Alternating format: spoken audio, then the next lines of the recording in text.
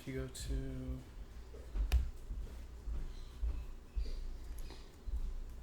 Okay, so now I go live, right? Yeah, see if it actually works.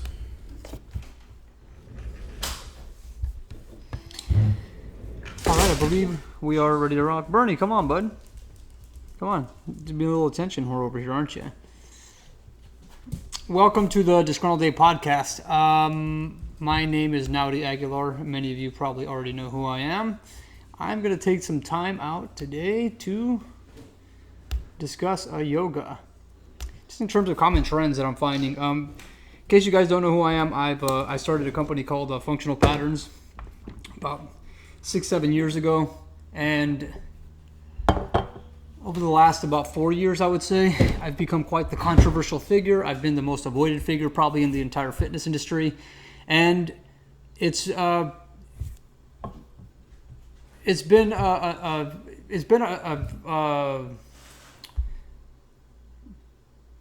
would I put it? I've essentially become a prophet in the fitness industry, calling out all the bullshit that exists. There's been a long-standing theory that humans could do any forms of variations of exercise and that they're going to be all fine. That they could do, weightlifting. They're going to do, bodybuilding, powerlifting, yoga. They can do whatever, the Pilates.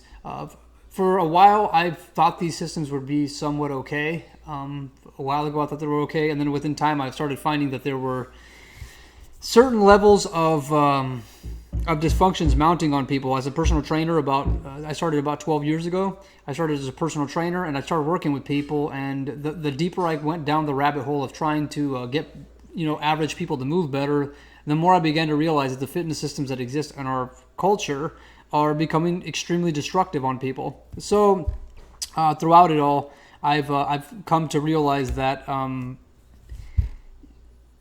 something needed to change, and I would start training clients. They would see me.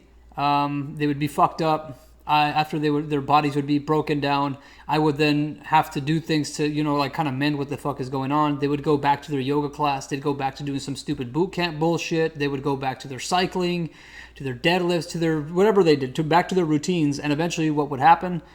They would come back to me injured and fucked up again. And so this vicious cycle began to culminate when I would train people, and I was having problems. I've been having problems all this time, doing whatever I can to get these people to form better connections with their bodies, to make connections that are preserved. And 1 second here, guys. This is going to be a little bit of a test run here, so. And by the way, if you guys are watching live, you can ask me questions in the midst of all this. I want this to actually be an interactive platform. So if you see me talking here and you want me to elaborate on something, by all means, talk. If you're a troll and you want to get torn a new asshole, I would be more than happy to tear your asshole for you. Anyway, I would be training clients. Going back to what I was discussing, I would be training clients, and I would find that if I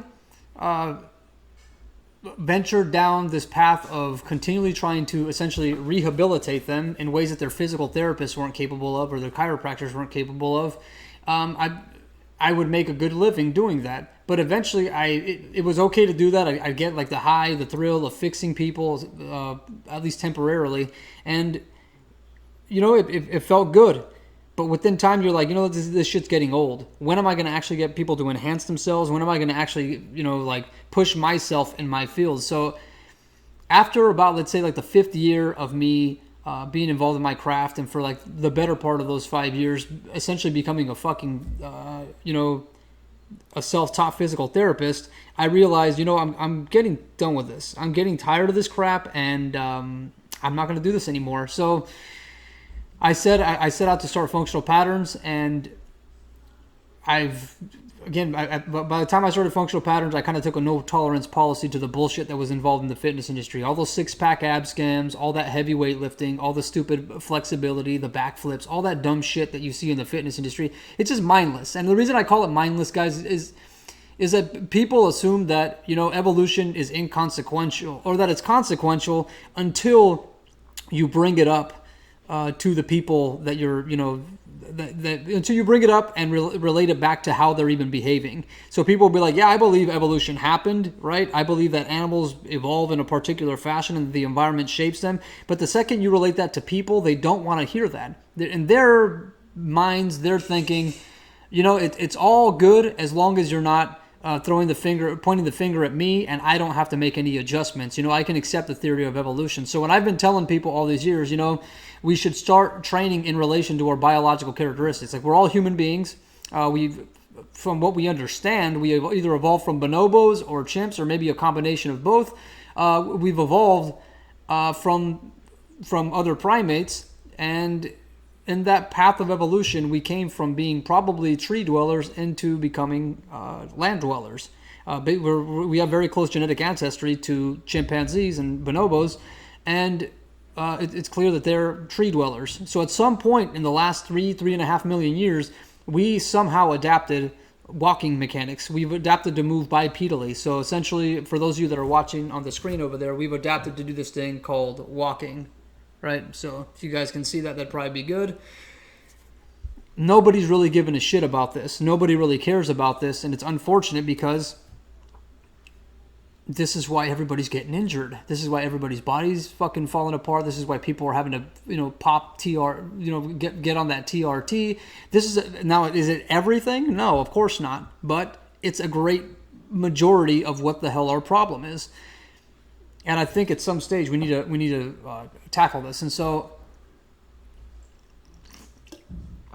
I set out a long time ago to say that I wanted to train humans in relation to their biological characteristics. That there's a blueprint for human functionality. And within that time, I've managed to hold on, guys. I've managed to figure out a lot of things. And part of what I figured out is that, again, other systems are not very fucking thoughtful when it comes to human biology. And today what I'm going to discuss is yoga. And now, why am I discussing yoga? Because yoga is all the craze. And you guys want to know why yoga is all the craze? Because everybody, about 2-3 years ago, 4 years ago, even 5 years ago, started doing this shit called CrossFit. They started doing Olympic lifting, powerlifting. Essentially, the fitness industry goes through these cycles where it's kind of like a wave. At some point, at the top of a wave or whatever, you kind of get a certain pattern of behavior. At the bottom of a wave, you get another pattern of behavior, right? So let's say the top of the wave becomes fight or flight, breaking muscles down, lifting heavy, doing a bunch of nonsensical bullshit like backflips. I mean, not that backflips are nonsensical, but I mean, most people have no idea what the fuck they're doing with their bodies, and the last thing you should be doing is that. If, of course, and we have to be objective about this, we have to think that we're going to live past our 50s and that there's a life beyond 50, but nobody seems to care about that when they're young. But anyway, people are doing the backflips and they're fucking themselves up, not realizing they're eventually going to be 50 years old and that their joints are going to, based upon how they land on that backflip, that their knees are not going to appreciate that. So anyway, the industry went through this wave, right? And everybody's like, yeah, deadlifts, 1 rep maxes, yeah, let's fucking push it, yeah, 1 max, yeah, fucking push it harder, fucking boot camps, yeah, woo, fucking let's push it, ow, wait a minute, my back, ow, my knees, fuck, maybe, as you start seeing the wave drop, maybe we should start reevaluating what the fuck we're doing, because my body can't deal with this. I've already had fucking 2-3 surgeries and I'm feeling shittier and shittier every fucking year, and I need to stop doing this. And eventually they go back into this recessive state where people don't really start working out that hard and they start focusing on things that are more sustainable. And that thing right now in terms of sustainability is now deemed as yoga. And so my perception of yoga at this stage is that it's not very good. It's doing more harm than good for people. People have been behaving like complete imbeciles, not realizing that yoga, CrossFit, Olympic lifting, deadlifts, powerlifting, all that stuff, at no point did anybody who created that or anybody who's involved with that ask themselves, how does this relate to human evolution? How does staying at the sagittal plane of motion, staying linear, like again, just thinking training linear, how does that relate to humans, human movement?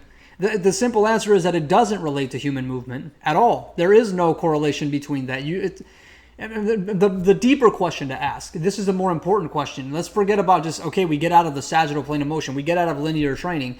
The question that we ask is, how do we take a human culture that has adapted itself into a linear reality, which what I'm doing right now is sitting at this damn desk, and undo the damages from this, linear reality, and immediately get people to get these people to change their mechanics in a way that brings them back to their biological roots. That's the question that I've been asking. It's a question that nobody's barely cared about. I came in the field at a point where there were trainers who were very, very pragmatic in their approach. They were thinking, there's consequences for like heavy lifting and doing things that are damaging, and not many people see things the way that I do. So right now, what you guys are seeing is an industry coping with its stupid mistakes. You see people that are injured like crazy. They're all trying to get out of pain. 7 years ago, I was pushing posture like fucking crazy. There weren't that many people pushing posture and structural integrity. I think Elliot Hulse was kind of doing that, but we already know in case you aren't within the know, Elliot Hulse's body fell apart, and he was doing all the strongman competition stuff. He was doing all the heavy weightlifting, heavy deadlifts, and what a surprise that he would end up having, hernias and torn biceps and just a whole slew of different issues with his body. What a surprise. Back in the day, I was telling everybody this, and I'm telling everybody this right now, that this next yoga craze is going to fuck people up. The next craze that's going to take part from this point on, and it's inevitable. Eventually, people are going to degenerate so much in terms of their structure that eventually they can't partake in the stupidity any longer. You can't have a fucked up body and then have fucked up children and assume that those children are going to be as resilient as what you were.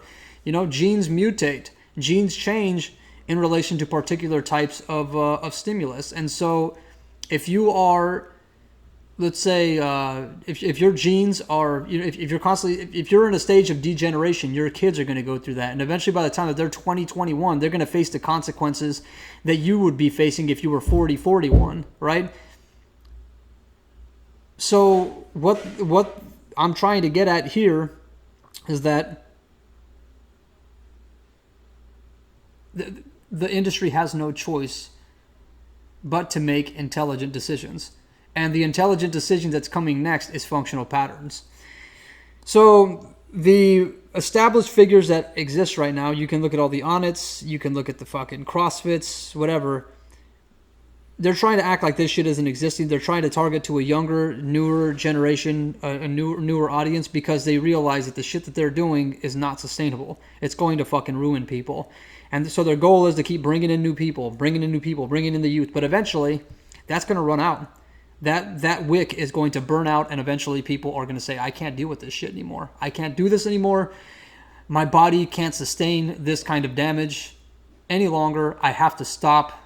And this is going to happen, and the system that's going to take over is going to be the system that I employed. Functional patterns. All the trends are pointing in that direction right now. We just have to make this final push to make this shit happen. Now, this is the dilemma that we're up against at Functional Patterns. When we finally do get those people over, this is what I'm concerned about. That these people are going to come to us and they're going to become so hyper flaccid, which is something yoga promotes. And what I want you guys to think about is, if I'll look at the camera, if I take a muscle and I lengthen a muscle over and over and over and over and over and over and over again, eventually what's going to happen when I continue to keep releasing muscles, the body loses communication with that muscle.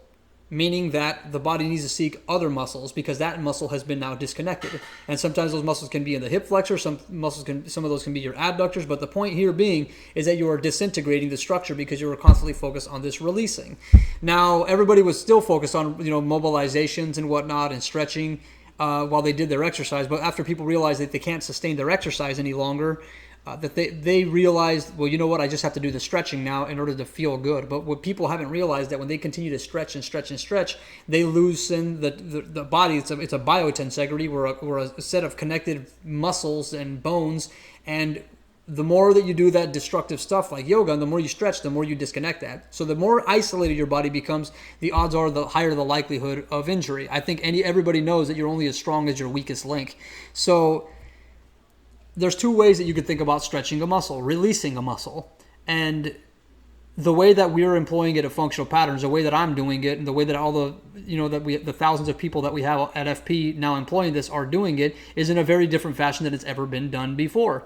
Of course, people have aimed at this, but their application of it has never showcased any results. We've showcased probably thousands of results on social media. I can't confirm it, but I know it's got to be well over 1,000 just based upon how many practitioners we have. So we've showcased changes on postural alignments at a conscious and unconscious level. So sometimes it's going to be a postural cue, but even with that said, even if we said that functional patterns change a postural cue, because in the future we're going to get people that say, well, those postural changes are you cueing a person into a better posture.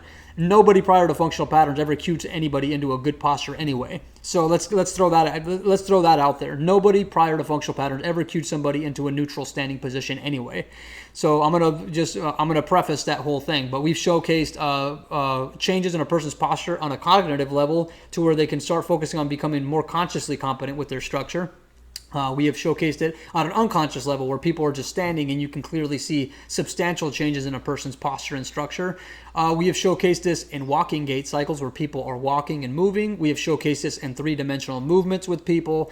We have also showcased this with people who have dealt with severe injuries, which is most of the people that we generally tend to train. We have gone through a whole slew of things. Now, recently, what we've been focusing on is trying to get people to run faster and not feel pain. This is the route that we've been taking. So when I start talking about muscle contraction and elongation, what I want people to recognize is the difference between what we're saying, which sounds similar to other people, and what we're actually doing is incredibly different. People that are outside the confines of functional patterns most of the time have zero clue what it means to, how do I put it? They have no idea what it means to actually connect muscles in a regressive state. So if I say, you know what, I'm going to stretch my my tricep out. I can bring my arm, and there's one way. This is how most people stretch. Okay, this is how most people stretch. They'll lay down and do a pigeon stretch. This is essentially the same. So what you're going to do is you're going to lay on your leg, and you're going to bring your arm. I'm bringing my arm up right here to kind of show you guys what I'm talking about. You're going to bring up your arm, and then you're going to bend your elbow and push your arm down. I'm going to push my right arm down here, and that's what's going to facilitate a stretch on the tricep. Now, what connection does this bicep have to that stretch?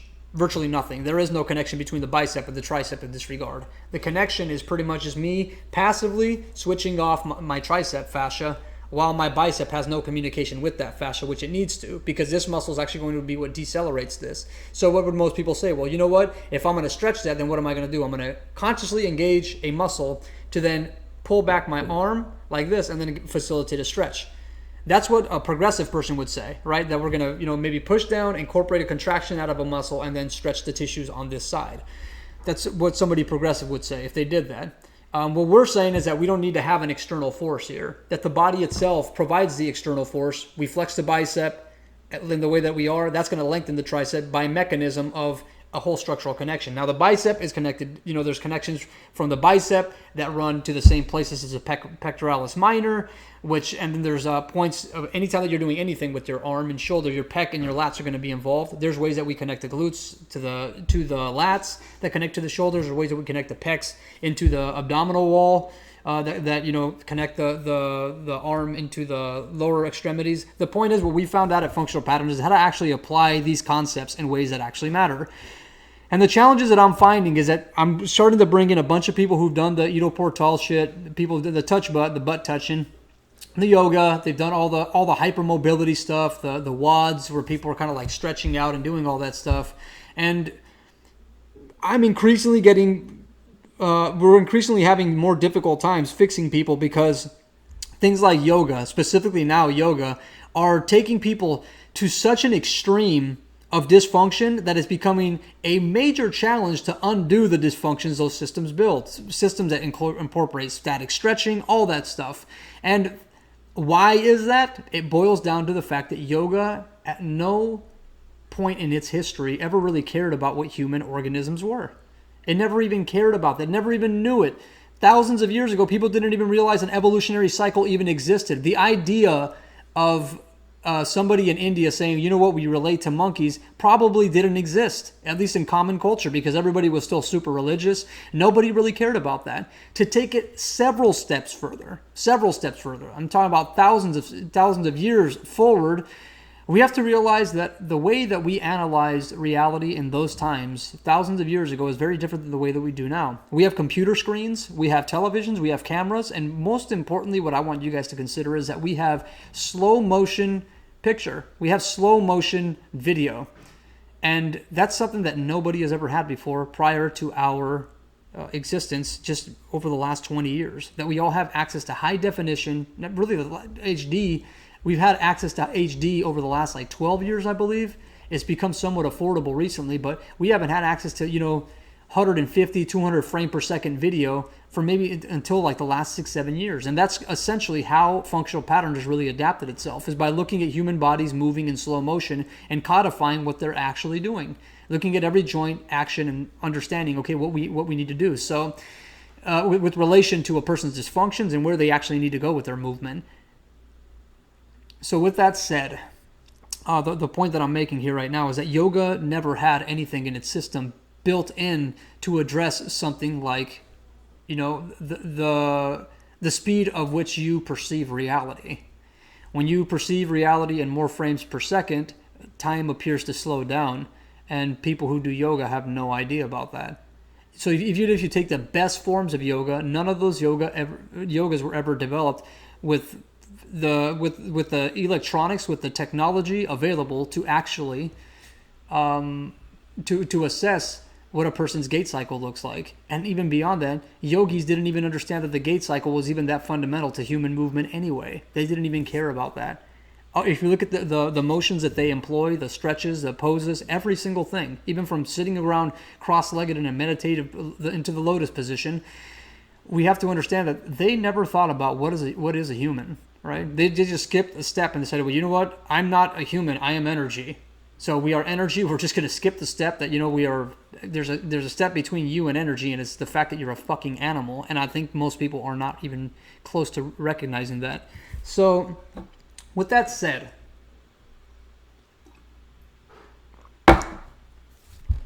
yoga is not going to solve any of your problems. To all the people out there who are doing yoga, even, and I hate to break it, but even I see some very influential figures in the fascial field still trying to utilize that demographic. I'm trying to cut that demographic out, so that way these leaders in the fascial field will start actually orienting themselves towards relevant systems and not, spreading themselves out to everybody. I'm doing my work right now to spread this message that yoga, these Pilates, all the systems that exist don't even care that you're actually a human being. They never actually assess that. And that's going to be the common theme here as I make my podcast. Of course, there's always going to be things that are going to pop up. In the battle for functionality, in the battle for change in society, you're going to generally tend to find that you're going to get a million different types of excuses to proliferate bullshit or to sustain the bullshit that people are currently doing. This is what I've had to deal with. So really, this is going to be this is a place where I extend my viewpoints on life, and you guys are going to hear a lot of things that are going to be offensive to people, but at the end of the day, the end goal of my life is that I want to be very as close to perfectly adapted to gravitational force. I want to have that capacity with my body, have that kind of a control where I can segment literally every joint in my body and do it in a way that's going to potentiate muscles and not hypermobilize or hyperflacidize, as I've coined. My objective is to do that, to connect to gravity, and to live on a planet where there's clean air, clean water, and clean soil. Clean soil provides better food quality. So it's all about, I used to say food, but really what I want is clean air, water, and soil. I'm sure there's other things, and I want somewhat of an EMF-free zone. Right now, I'm polluting myself. Fortunately, I'm not wearing headphones to like really saturate myself. I have this computer. We have a cable directly connected to it, so we're not experiencing as much Wi-Fi, fortunately. So I've minimized my intake of even the non-native electromagnetic frequencies that are going to be damaging my physiology. But the point is, I want us to restore balance to this planet, and at the end of the day, it's not for you guys. I'm doing it for myself. I don't care about the rest of you. I care about myself. Of course, if FP succeeds and all the people that are involved in FP succeed in actually cleaning up the air, cleaning up the land, and cleaning up the water, then my selfish wants, or my selfish, I would deem as needs, then satisfy you by you also having clean air, water, and dirt to, plant crops on. And maybe in the future we may not even really need that much of clean dirt because we might do things through aquaponics or whatever, or hydroponics. Who knows? That all that kind of stuff can change as we traverse through time in the way that we're doing. The point here is, you guys are going to hear some gangster shit on this Disgruntled Ape podcast. Spread it around. Share it to your friends. You're going to hear some awesome shit here. You're going to get to... I'll probably be having guest speakers from time to time. The problem is with something like a Disgruntled Ape podcast is that I'm trying to pursue finality. I have an agenda, and the agenda is to try and bring balance to a planet that we've fucked up. I look at everything around me and I'm like, yeah, this is all fucked up. And you know what? I'm going to get off my fucking ass and I'm going to do something about it. I'm sick of this shit. I'm not going to play the fucking game. Everybody says that this fucking game of Monopoly exists. It doesn't exist.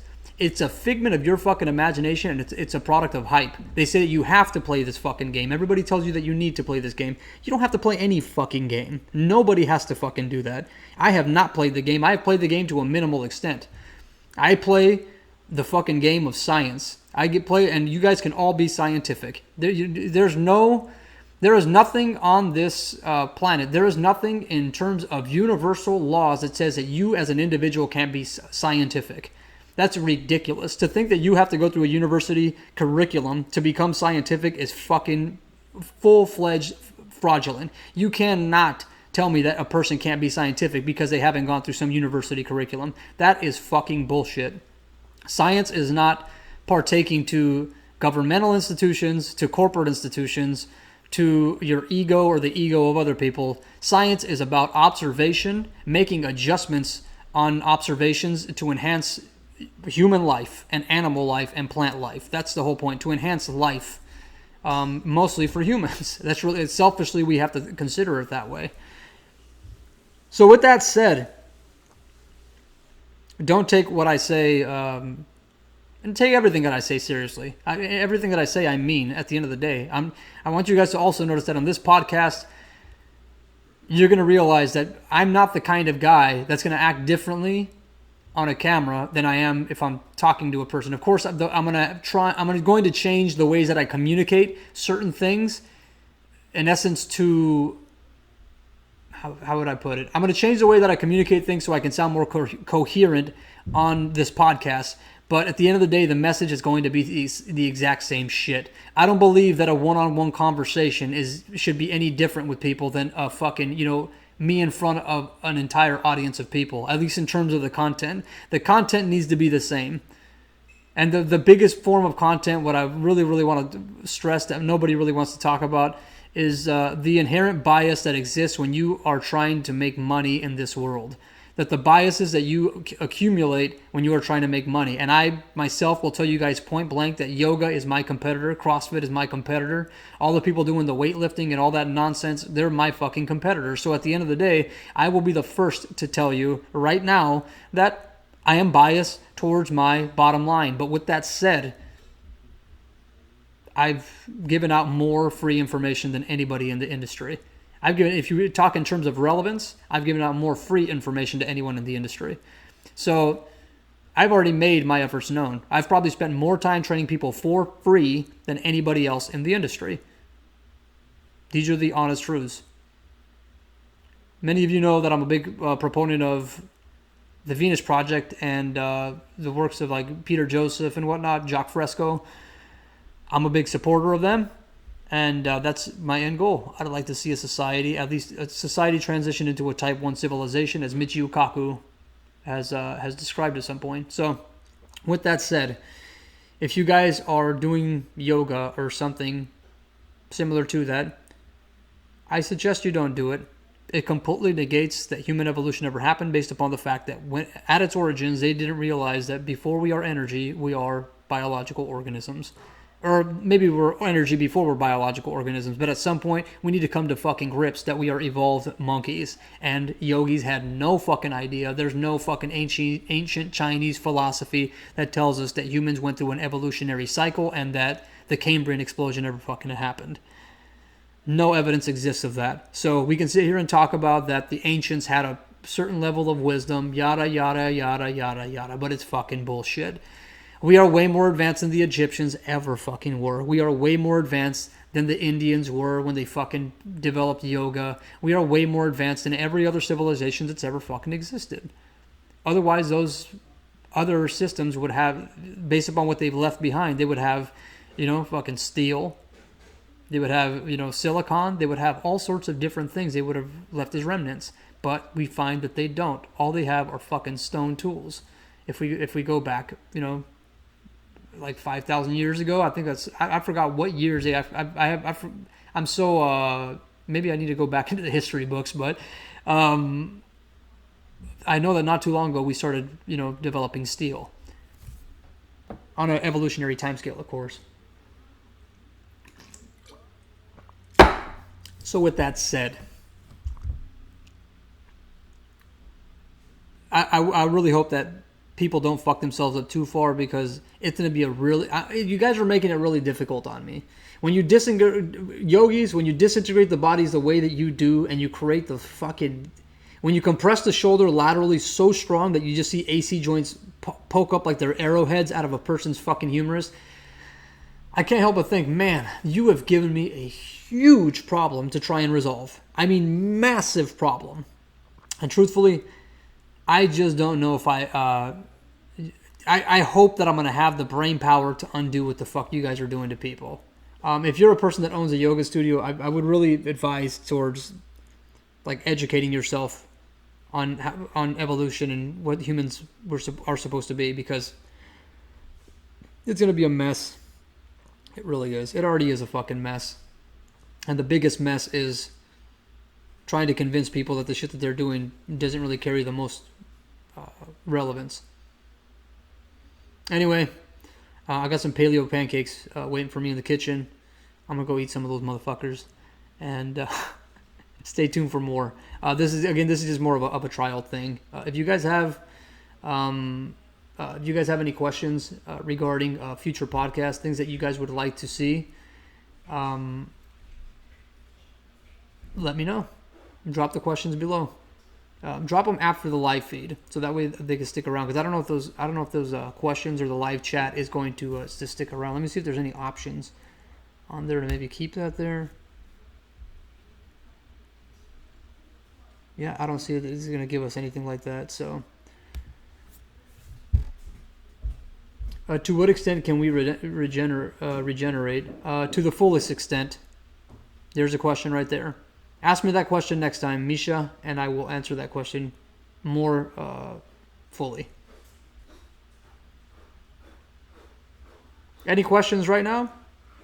Anything you guys... Actually, you know what? Let me take that back, because it's all going to disappear. So, with that said, I will see you guys in the future with more podcasts. Stay tuned. I will probably have other guest speakers that come in, friends of mine, and we will show you the kinds of conversations that we have on a regular basis. I talk about, and it's not just talking about crazy shit, it's talking about relevant topics that lead to societal enhancement. Big fucking difference from the nonsensical bullshit you might find on the Joe Rogan Experience, where it's just usually people doing a lot of this. Oh, wait a minute. Let's see if there's a little bit of delay on this. Oh, I think all I have to do is just change it.